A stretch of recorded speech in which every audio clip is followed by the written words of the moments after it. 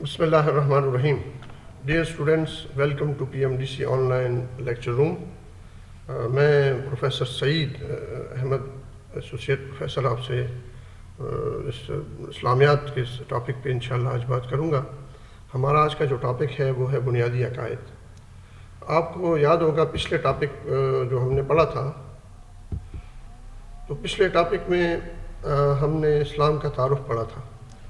میں نے اس میں ایک جملہ آپ سے کہا تھا کہ اگر کوئی آپ سے کہے کہ اسلام کا ایک جملے میں اسلام کا تعارف پیش کریں تو اس کا جواب میں نے آپ کو یہ بتایا تھا کہ اسلام ایمان اور اعمال صالحہ کا مجموعہ ہے. یعنی آپ سے اگر کوئی سوال کرے کہ اسلام ایک جملے میں ایکسپلین کریں تو آپ اس کو جواب میں یہ کہیں کہ اسلام ایمان اور اعمال صالحہ کا مجموعہ ہے. آج انشاءاللہ ہم جو ہے یہ ایمان کے متعلق پڑھیں گے، اور ایمان کا جو دوسرا نام ہے اسے بنیادی عقائد کہا جاتا ہے. انشاءاللہ اس بنیادی عقائد میں ہم ایمان کی تعریف کریں گے. اس بنیادی عقائد ٹاپک میں ہم معنی و مفہوم، تعارف، تعداد یا ان عقائد کے نام اور قرآن و حدیث میں ان کی اہمیت سمجھیں گے، اور آخر میں ایک اسائنمنٹ ہوگی.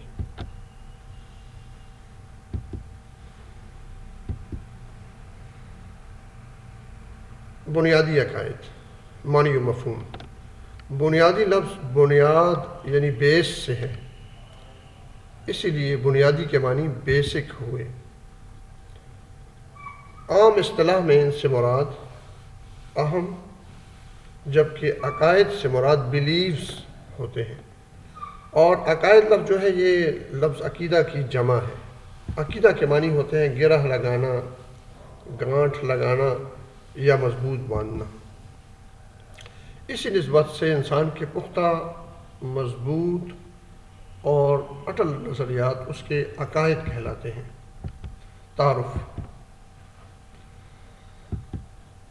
بنیادی عقائد سے مراد دراصل ایمان کے وہ اجزاء یا حصے ہیں کہ جن پر یقین کیے بغیر کوئی بھی شخص مسلمان نہیں ہو سکتا. ان عقائد کا تعلق ہمارے باطن سے ہے. باطن سے مراد یعنی دل و دماغ سے ہے، اندر سے ہے.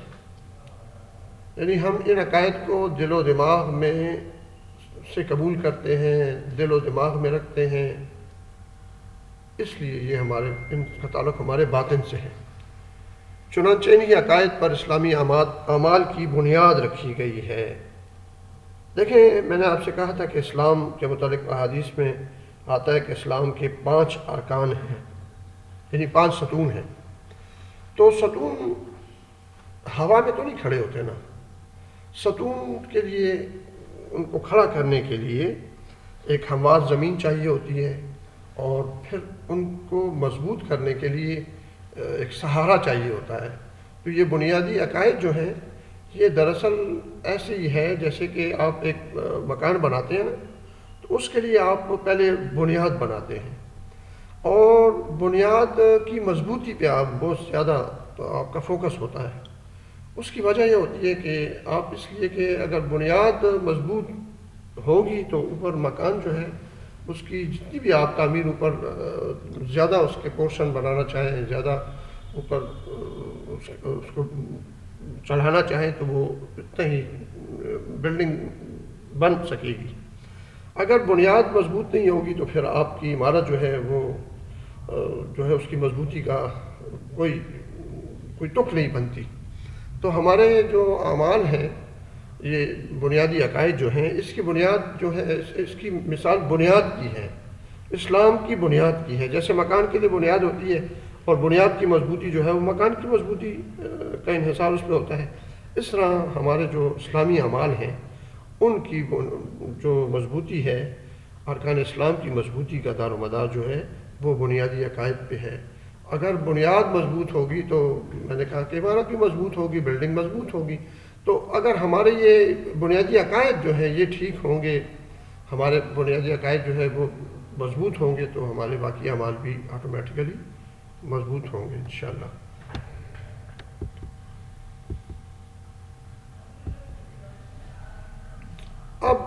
یہ عقائد جو ہے ان کے نام یا ان کی تعداد کیا ہے، یہ بنیادی عقائد جو ہیں ان کی تعداد کیا ہے؟ جیسے آپ بنیاد جب بناتے ہیں اس میں سریا بھی ڈالتے ہیں مضبوطی کے لیے، اور اس میں سیمنٹ بھی ڈالتے ہیں، بجری ریت بھی ڈالتے ہیں.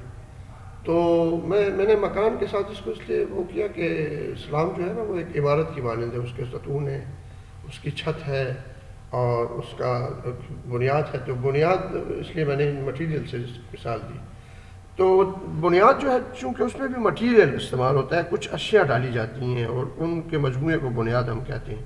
اس طرح ہمارے بنیادی عقائد جو ہیں ان میں بھی کچھ ایسی خاص چیزیں ہیں جو ہم اس میں شامل کرتے ہیں، تو وہ اس کا حصہ جو ہے وہ بنیاد کا حصہ ہوتے ہیں، اجزاء ہوتے ہیں.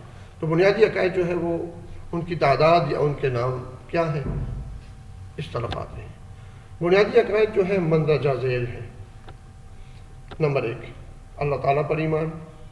نمبر 2 فرشتوں پر ایمان. یعنی اللہ تعالیٰ پر ایمان کا مطلب یہ ہے کہ اللہ تعالیٰ کو ماننا. فرشتوں پر ایمان یعنی فرشتوں کو ماننا. آسمانی کتابوں پر ایمان یعنی آسمانی کتابوں کو ماننا.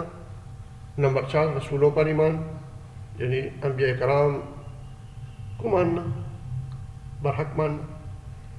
نمبر 5 آخرت پر ایمان یعنی قیامت کے دن پر ایمان، قیامت کو ماننا. نمبر 6 تقدیر پر ایمان، نصیب مقدر یہ ساری چیزیں تقدیر کہلاتی ہیں، تو ان پر ماننا کہ میرا نصیب اللہ نے بنایا ہے. نمبر 7 مرنے کے بعد دوبارہ زندہ ہونے پر ایمان یعنی مرنے کے بعد دوبارہ جو زندگی ہمیں ملے گی اس کو ماننا. یہ 7 اجزاء جو ہے یہ بنیادی عقائد ہیں.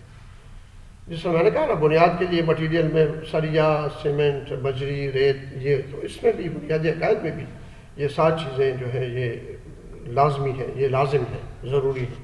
ان میں سے کسی ایک چیز کو بھی اس میں سے کم کر دیا جائے تو وہ جو ہے بنیاد نہیں بن سکے گی. جس طرح آپ اس میں سیمنٹ نہ ڈالیں تو کیا خیال ہے سریا، لوہا اور بجری اور ریت کام کرے گی؟ پانی کام کرے گا؟ نہیں. اس طرح یہ 7 چیزیں ضروری ہیں.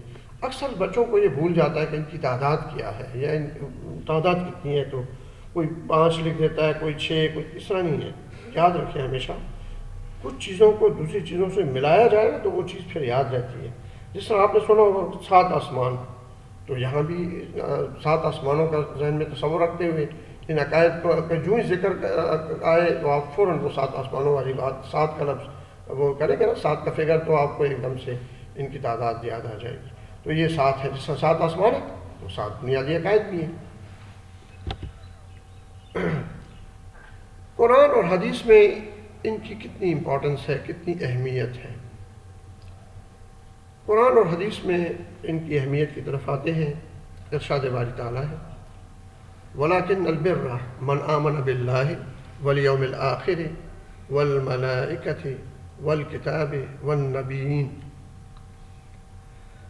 سورہ بقرہ آیت نمبر 177. ترجمہ: بلکہ حقیقتاً اچھا وہ شخص ہے جو اللہ تعالیٰ پر، قیامت کے دن پر، فرشتوں پر اور سب آسمانی کتابوں پر یعنی تمام آسمانی کتابیں، زبور، تورات، زبور، انجیل اور قرآن مجید اور صحائف وغیرہ سب کتابوں پر اور نبیوں پر ایمان رکھنے والا. نبی علیہ السلام کا ارشاد مبارک ہے، یہ ایمان مفصل ہے جو میں آپ کے لیے بھی پڑھوں گا. آمنت باللہ وملائکتہ وکتبہ ورسلہ والیوم الآخر والقدر خیرہ وشرہ من اللہ تعالی والبعث بعد الموت. میں ایمان لایا اللہ پر اور اس کے فرشتوں پر اور اس کی کتابوں پر اور اس کے رسولوں پر اور قیامت کے دن پر اور اچھی بری تقدیر پر کہ وہ اللہ کی جانب سے ہے، اللہ کی طرف سے ہے، اور مرنے کے بعد دوبارہ زندہ جی اٹھنے پر یعنی زندہ کیے جانے پر. اب یہ پہلے آیت کے حوالے سے تھوڑی سی تشریح کریں گے. اب اس میں دیکھیں آپ وَلَكِنَّ الْبِرَّ، بر نیکی کو کہتے ہیں. وَلَكِنَّ الْبِرَّ دراصل نیکی تو یہ ہے، یعنی مطلب اچھا شخص وہ ہے. اس کا ترجمہ اس طرح ہوا ہے، مراد اس سے یہ ہے کہ دراصل نیکی تو یہ ہے کہ ایمان لایا جائے اللہ تعالیٰ پر، قیامت کے دن پر، فرشتوں پر، سب آسمانی کتابوں پر اور نبیوں پر، جی اس میں 5 چیزوں کا ذکر ملتا ہے۔ اللہ تعالیٰ پر، قیامت یعنی آخرت، فرشتوں، آسمانی کتابوں اور انبیاء کرام یا رسولوں پر ایمان۔ اس میں 2 چیزوں کا ذکر آپ کو نہیں مل رہا، اور وہ ہے، ایک تو ہے جس طرح کہ ایمان مفصل میں ہم نے پڑھا کہ ایک اس میں آپ قیامت ذکر نہیں، اس کا ذکر نہیں مل رہا، اچھی بری تقدیر کا اور دوبارہ زندہ ہونے کا، مرنے کے بعد دوبارہ زندہ ہونے کا ذکر نہیں مل رہا۔ آخری 2 ایمان مفصل میں جو اجزاء ہیں، اچھی بری تقدیر اور مرنے کے بعد دوبارہ زندہ ہونے پر، یہ اس آیت میں اس کا ذکر نہیں مل رہا، تو اس نقطے کو سمجھنا ضروری ہے۔ دیکھیں بیٹا، جو بندہ اللہ تعالیٰ پر ایمان رکھتا ہے تو وہ یہ بھی یقین رکھتا ہے کہ اللہ میرا خالق اور میرا مالک ہے، اللہ نے مجھے بھی بنایا ہے، میرا تقدیر مقدر بھی بنایا ہے۔ تو اللہ پر ایمان جب ہو تو اچھی بری تقدیر اس کا حصہ ہے، اس کا جز ہے۔ اور جہاں تک رہا مرنے کے بعد دوبارہ زندہ ہونے پر ایمان، تو یہ قیامت پر جس کا بھی ایمان ہوگا، تو قیامت تو ایسے نہیں آئے گی نا کہ ہم بیٹھے ہوں گے اور ایک دم سے قیامت آ جائے گی۔ بڑھیں گے، قبر میں جائیں گے، عالم برزخ میں جائیں گے، اس کے بعد دوبارہ قیامت برپا ہوگی نا۔ تو مرنا جو ہے اس کے مرنے کے پروسیس سے گزرنا ہوگا۔ تو یہ جو ہے انٹر لنک ہے اس کے ساتھ، قیامت کے ساتھ انٹر لنک ہے، تو اس کی وضاحت بھی ہوگی۔ اب اس میں ایک اور میں چیز بڑھانا چاہتا ہوں۔ اکثر آپ نے سنا ہوگا، ہم لوگ ایک دوسرے کو مذاق سے بھی کہتے ہیں، کسی ایسی بھی بات پہ، کسی چھوٹی موٹی کسی بندے میں کوئی غلطی دیکھیں تو ہم اسے کیا کہہ دیتے ہیں ایک دم سے، جا تجھ سے تو کافر بھی اچھا ہوگا، تو فلاں کافر سے بھی بدتر ہے۔ یہ مناسب بات نہیں ہے۔ یہ کہنا جو ہے نص قرآن کا انکار ہے۔ اب یہاں اللہ تعالیٰ فرما رہے ہیں وَلَٰكِنَّ الْبِرَّ مَنْ آمَنَ، کہ اصل نیکی تو یہ ہے کہ ایمان لایا جائے اللہ پہ، آخرت پہ، یا بلکہ اچھا شخص وہ ہے۔ اب اللہ تعالیٰ اس بندے کو اچھا شخص فرما رہے ہیں جو ایمان لانے والا ہے، ایمان لانے والا، صرف دار اسلام میں داخل ہونے والا، اور ہم اسے کافر سے بدتر بتا رہے ہیں، تو یہ نامناسب ہے۔ مسلمان چونکہ دار اسلام میں داخل ہوتا ہے، جو ایمان لاتا ہے، ایمان کے معنی ہوتا ہے نا محفوظ ہونا، تو جو بندہ اللہ کی حفاظت میں آ جائے، محفوظ ہو جائے، اس کو ہم کافر سے بدتر کیوں کہہ سکتے ہیں؟ تو ایک مسلمان بہت بھی گنہگار ہو، اس کے اعمال قرآن و حدیث کے مطابق نہ ہو، اعمال میں کمزوری کیوں نہ ہو، وہ کافر سے بدتر نہیں ہو سکتا۔ تو اس طرح کی بات مناسب نہیں ہے۔ ایمان لانا بھی بہت بڑی نیکی ہے، صرف ایمان لانا جو ہے نا، یہ بہت بڑی نیکی ہے۔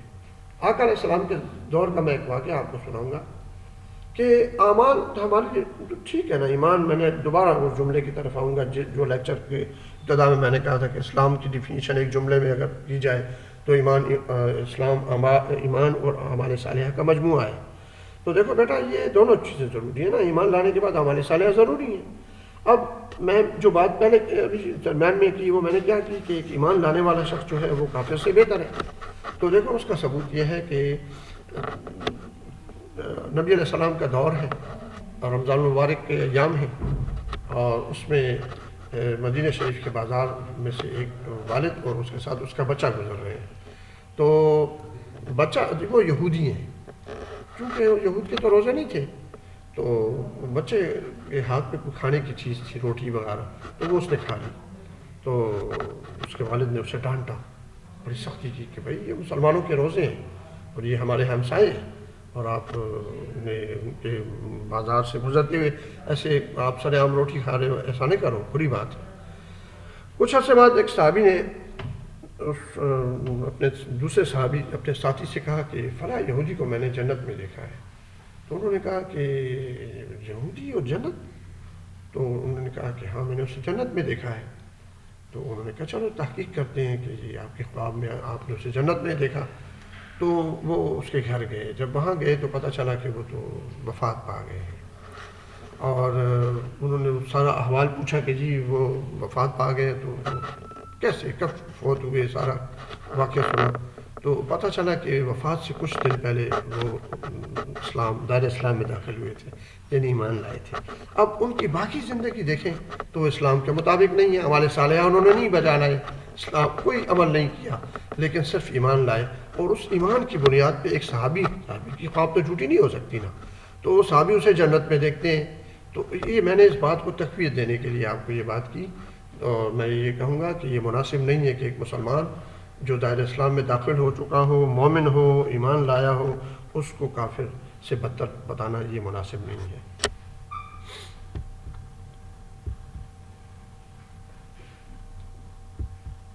جو ٹاپک ہم نے پڑھا اس کے متعلق ایک اسائنمنٹ میں دے رہا ہوں، اور وہ اسائنمنٹ جو ہے وہ 2-3 سمپل کوشچنز ہیں.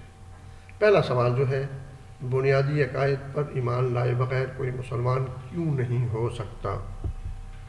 یعنی بنیادی عقائد کو مانے بغیر کوئی شخص مسلمان کیوں نہیں ہو سکتا؟ نمبر 2، اللہ تعالیٰ پر ایمان کا کیا مطلب ہے؟ یعنی اسلامی عقیدے کے مطابق اللہ پر ایمان کا کیا مطلب ہے؟ اور تیسرا سوال اس اسائنمنٹ کا وہ ہے، کیا بنیادی عقائد کے کسی ایک جز کا انکار جائز ہے؟ یعنی ایک جز جو ہے، یہ اجزاء ہے نا، یہ جو ہم نے ابھی 7 اجزاء پڑھے، کسی ایک جز کا انکار کرنا جائز ہے؟ اس ایک جز کو اگر کوئی کسی ایک جز کو نہ مانے تو وہ بھی مومن ہے، وہ بھی دائرہ اسلام میں داخل ہے.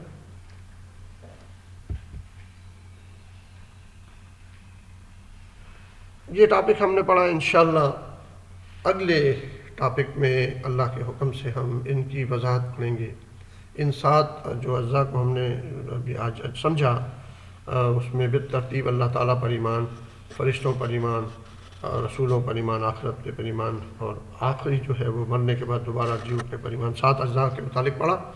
انشاءاللہ ان پہ الگ الگ سے ڈیٹیل میں پڑھیں گے. اگلا جو ہمارا نقطہ ہوگا وہ اللہ تعالیٰ پر ایمان ہے، اور وہ جو ہے اس کی حقیقت سمجھیں گے کہ اللہ پر ایمان کیسے ہونا چاہیے، کہ ہمارے ایمان میں اور دوسرے دیگر مذاہب کے ایمان میں کیا فرق ہے.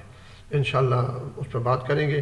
عبادات کا مہینہ ہے، اپنی عبادات بھی کریں اور اپنی اسٹڈی کے ساتھ بھی اسٹڈی بھی جاری رکھیں. اللہ تعالیٰ آپ کا حامی و ناصر ہو. والسلام.